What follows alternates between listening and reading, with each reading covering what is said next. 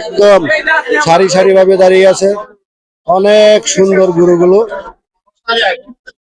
দেখতে। কিন্তু দেখুন, এই যে এখানে যে কটা গরু দেখলাম আমি, একদম একই সাইজের গরু, 19 বা 20 এরকম হইতে পারে।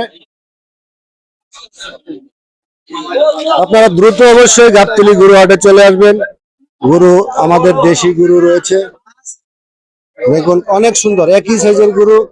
আমাদের সম্পূর্ণ দেশি খামারি যারা রয়েছে, কৃষক যারা রয়েছে, তারা কিন্তু লালন পালন করেছে। ইন্ডিয়ান গরু যদিও নাই এবার বাংলাদেশে, আমাদের দেশি গরুর কিন্তু অভাব নেই। তো আপনারা অবশ্যই খুব দ্রুত যারা কুরবানি দেওয়ার জন্য প্রস্তুত নিয়েছেন, আপনারা অবশ্যই খুব দ্রুত গাবতলী গরু হাট থেকে গরু ক্রয় করতে পারেন। কিন্তু ইন্ডিয়া থেকে কোনো গরু আসেনি, কিন্তু আমরা এটাই দেখতে পেলাম যে বাংলার ছেলেরা কতটুকু করতে পারে, বাংলার কৃষক। অবশ্যই আপনারা দেখতে পাচ্ছেন এইবার ইন্ডিয়ান গরু না থাকার সত্ত্বেও আমাদের দেশি পণ্য কিন্তু কোনো অভাব নেই। আমাদের দেশীয় গরু কৃষি যারা কাজ করে তারা কিন্তু লালন পালন করে গাবতলী গরু হাটে নিয়ে আসছে। গরু নেয়নি না নিতেছি না। কত টাকা বিক্রি করেছিলেন? না 40,000 কইছে। 41। আপনারা কত চাইছিলেন? ঠিক আছে না? কি হয়েছে, সমস্যা কি? সমস্যা মানে ওনার দাম কইছে এটা ওনার দিয়ে দিছি। এটার দাম হলো 20,000 বেশি। এটার দাম 20,000 বেশি, এটা ওনার চাইতেছেন না। সম্ভব না। আমার পছন্দ করে এইটাই। এখন একটা পছন্দের বিষয় রয়েছে, তো এই কারণে হয়তো ওনারা দেখতেছে আর কি। আসসালামু আলাইকুম। একটু কথা বলি, গরু কি কিনতে আসছেন? ইনশাল্লাহ কিনতে আসছি, গরু কি কিনা হয়েছে? দেখতেছি এখন আল্লাহ যেটা কপালে রাখে।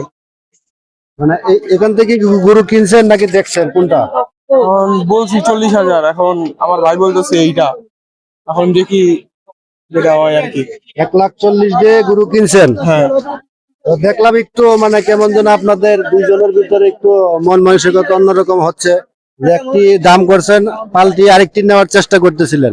তো গরু ব্যাপারে কি বলছে এই বিষয়ে? এটা তিনি 20,000 টাকা বেশি চাই, তো এখন দেখি কি হয়। আপনারা যে গরুটা কিনছেন দামাদামি করে, এখন ওইটা পছন্দ হয়নি, বলছেন পাশেরটা পাল্টিয়ে আরেকটা নিবেন। হ্যাঁ এখন গরুর ব্যাপারে বলতেছে যে 20,000 টাকা আর বেশি দেওয়া লাগবে। হ্যাঁ, ওই যে দেখছে পছন্দ করছি এই জেলার জন্যই।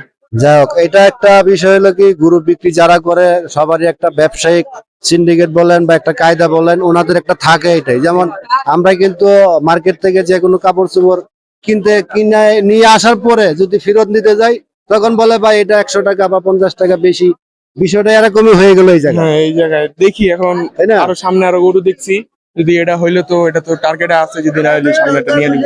তো যাই হোক, আপনারা কুরবানির গরু কিনে নিয়ে বাড়িতে যান, আপনাদের যাত্রা শুভ হোক দোয়া রাখেন। সেই কামনায় শেষ করছি। আল্লাহ হাফেজ, ভালো থাকবেন। ওয়ালাইকুম আসসালাম।